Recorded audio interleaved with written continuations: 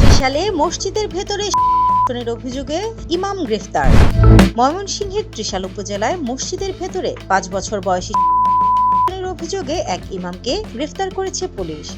শনিবার 20 জুন বিকেলে ত্রিশালের চিকনা মনোহর এলাকার হাসান আলী শেখ বাড়ি জামে মসজিদে এই ঘটনা ঘটে। গ্রেফতার মোহাম্মদ শাহিনুর ইসলাম ওই মসজিদেরই ইমাম ও খতিব হিসেবে কর্মরত ছিল।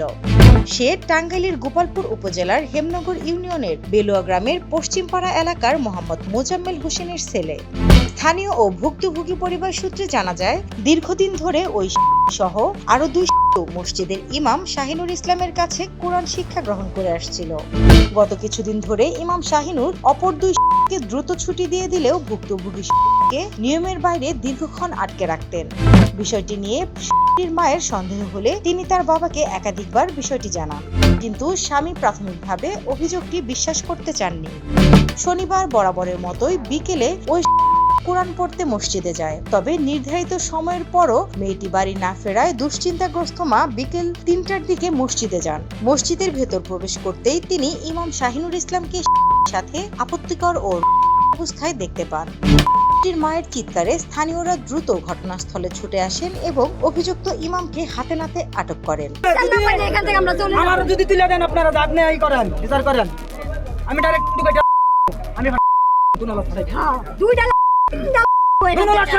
পরে বিক্ষুব্ধ জনতা তাকে অবরুদ্ধ করে রাখে। এরপর ইমামকে জুতার মালা পরিয়ে ও গণপিটুনি দিয়ে পুলিশের কাছে হস্তান্তর করে।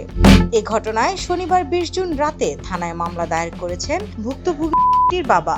পরে কন্যাকে অভিযোগে মোহাম্মদ শাহিনুর ইসলাম নামে মসজিদের এক ইমামকে গ্রেফতার দেখিয়েছে পুলিশ।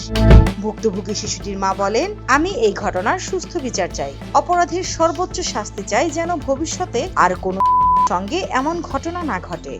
ত্রিশাল থানার ভারপ্রাপ্ত কর্মকর্তা ওসি মোহাম্মদ মনসুর আহমেদ বলেন, এখন ন্যাক্কারজনক ঘটনা হয়েছে। আপনার রাষ্ট্রের প্রচলিত আইনে সর্বোচ্চ যে সাজা, এটা আমরা নিশ্চিত করব। আমি ইন্সপেক্টর মুস্তফা রুবেল, ওসি তদন্ত ত্রিশাল থানা, আপনাদেরকে কথা দিয়ে যাচ্ছি। খবর পাওয়ার পরই পুলিশ ঘটনাস্থলে পাঠিয়ে অভিযুক্ত মোহাম্মদ শাহিনুর ইসলামকে হেফাজতে নেওয়া হয়। রাতেই ভুক্তভোগী বাবা বাদী হয়ে থানায় একটি লিখিত অভিযোগ দায়ের করেছেন। অভিযোগটি মামলা হিসেবে নথিবদ্ধ করে অভিযুক্ত ইমামকে গ্রেফতার দেখানো হয়েছে। আজ তাকে ময়মনসিংহের চিফ জুডিশিয়াল ম্যাজিস্ট্রেট আদালতে পাঠানো হবে।